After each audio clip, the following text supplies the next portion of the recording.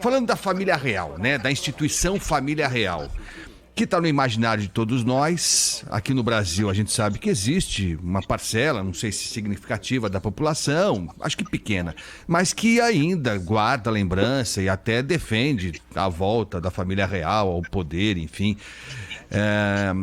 Por que a família real, como instituição, ainda resiste? Porque a família real tem um quê de preservação dos costumes, da moral, seja lá o que signifique moral, da família, da tradição, tudo que não está acontecendo nos últimos tempos na família britânica, né? Só isso que não está acontecendo, né? Tudo isso se perdeu de um bom tempo para cá. Por que a família real, como instituição, ainda se preserva? Sabe, Agostinho, eu como alguém que sou formado em História, e antes de me mudar para o exterior, eu fiz graduação e fiz meu mestrado no Brasil. E numa faculdade de História tu encontra uma proporção bem interessante de monarquistas, uma coisa bem peculiar, assim, acho, do nosso curso.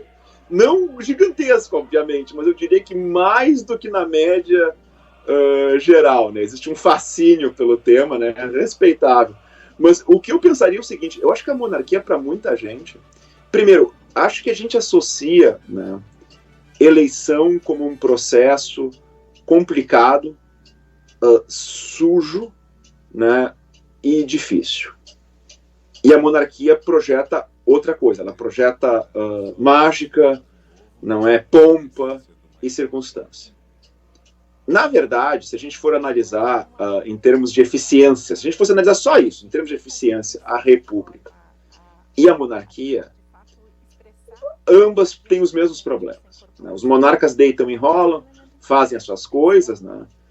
E também quando monarcas também tinham poder absoluto, eu acho que isso vale a pena lembrar, que faz muito tempo, então não é muito claro, eu acho que isso não é parte da nossa realidade, nem do ouvinte, nem de ninguém. Né, reis deixaram de ter no mundo ocidental o poder há mais de 200, 300 anos. Né? Então, também havia muito roubo, também havia muita corrupção. A questão é que, como a gente tem eleições, as pessoas associam hoje roubo, corrupção e ineficiência com presidentes, primeiro-ministros, deputados, senadores, enfim. Mas a monarquia também não é muito melhor. Então, mas o fato de que a monarquia não manda mais, na maioria dos países, a não ser, por exemplo, na Arábia Saudita, onde a monarquia ainda realmente manda, uns poucos exemplos, ou qualquer daqueles países ali, tipo Emirados Árabes, Catar, ainda são países onde a monarquia realmente dá as cartas. Né? E a gente vê o tipo de coisa que acontece. Né? Então, acho que para nós aqui, não é, no Ocidente, ainda mantém esse charme assim, escondido.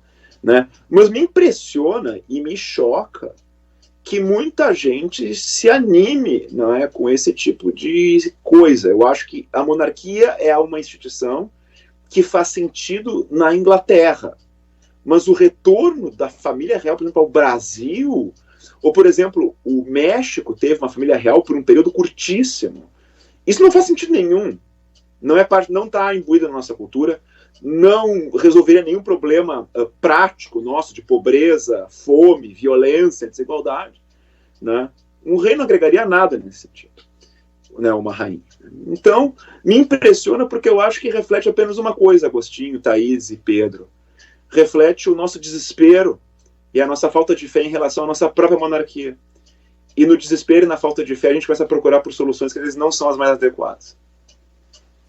O senhor falava com a gente, né, professor, aqui sobre o papel do rei como um chefe de Estado e pouca relação com o governo. Eu digo pouca relação porque direta não há nenhuma. Mas ao longo da história nós temos registros de encontros históricos, né, de primeiros ministros com os reis, com a rainha, principalmente a rainha Elizabeth, né, que foi a mais longeva desse reinado. Em momentos muito duros, onde ali se conversou a portas fechadas sobre decisões que foram tomadas.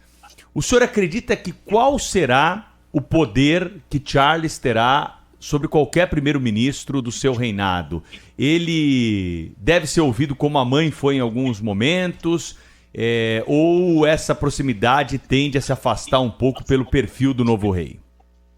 Tu sabe, Pedro, desde quando o Charles se tornou o rei, né, da Inglaterra, no caso após o falecimento da rainha, eu comecei a ler um pouco mais sobre a vida dele, assim, mais em detalhes.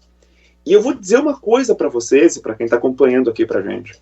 Eu já li muitas biografias, eu gosto muito de ler biografias, é uma coisa que eu faço, assim, por diversão, porque me interessa saber como foi a vida de outras pessoas, assim, de uma forma geral.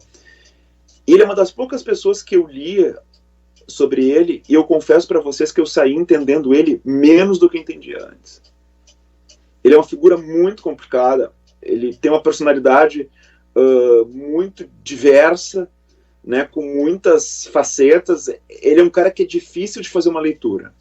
Acho que qualquer pessoa que hoje aqui faça uma leitura, vai ser difícil não ser uma leitura rasa, porque ele não é uma pessoa que se presta a fácil interpretação. Então, dentro disso, dentro dessa tua pergunta, eu tenho certeza que, pelo jeito que ele é, uma das poucas certezas que eu tenho ele vai ser muito mais duro com os primeiros ministros a portas fechadas do que a mãe dele foi. A mãe dele enfrentava dificuldades, né, da geração dela, né, onde para uma mulher se estabelecer nos anos 50, 60 era uma tarefa muito difícil, né, num mundo ainda muito machista, né, predominantemente masculino, né. No caso, ele nunca teve essa inibição. E ele sempre foi muito falante e muito duro, em críticas muito públicas. E ele sempre tem uma característica: a opinião dele tem que ser a final.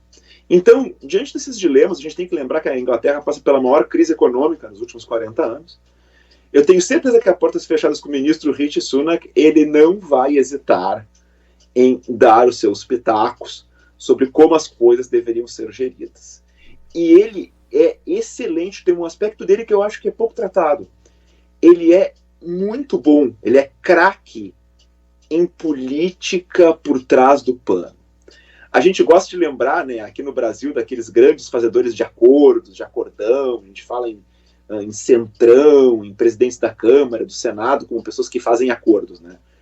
O Charles poderia ter sido isso tranquilamente na vida dele. Porque ele é um grande fazedor de acordos por trás do pano e ele sabe acionar as pessoas que ele quer para chegar onde ele quer.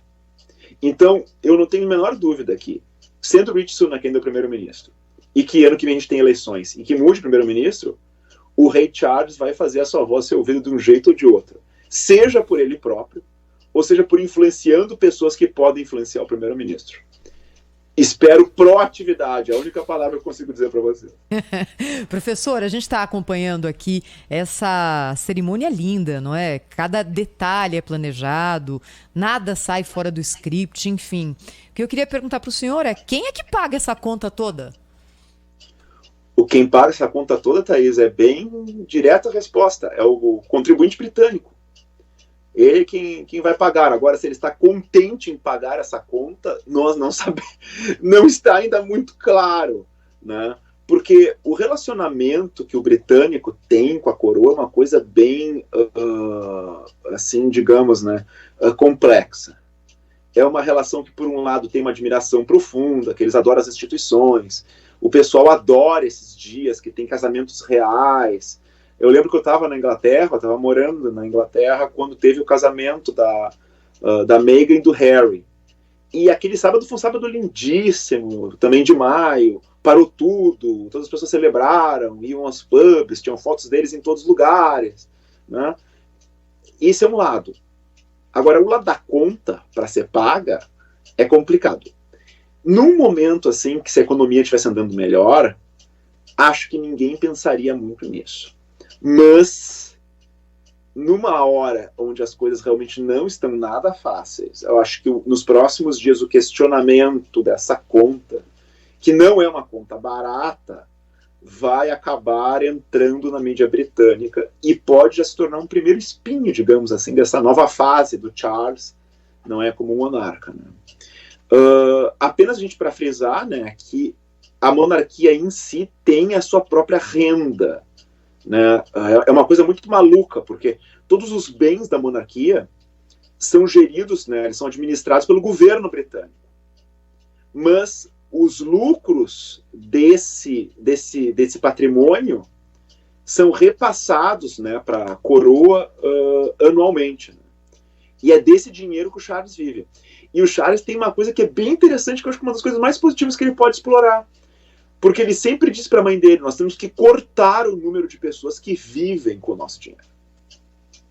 E isso, na época, caiu muito mal, deu briga de família, assim, gigantesca, e a Rainha Elizabeth, então, acabou recuando dessa história. Agora que ele tem a caneta na mão, e isso não é o parlamento, que para quem que ele vai dar o dinheiro dentro da família é uma coisa que é única e exclusivamente decisão pessoal dele, eu acho que a partir de amanhã vai ter muita gente preenchendo perfil aí na internet e entrando nesses sites aí, porque amanhã vai ter gente procurando trabalho.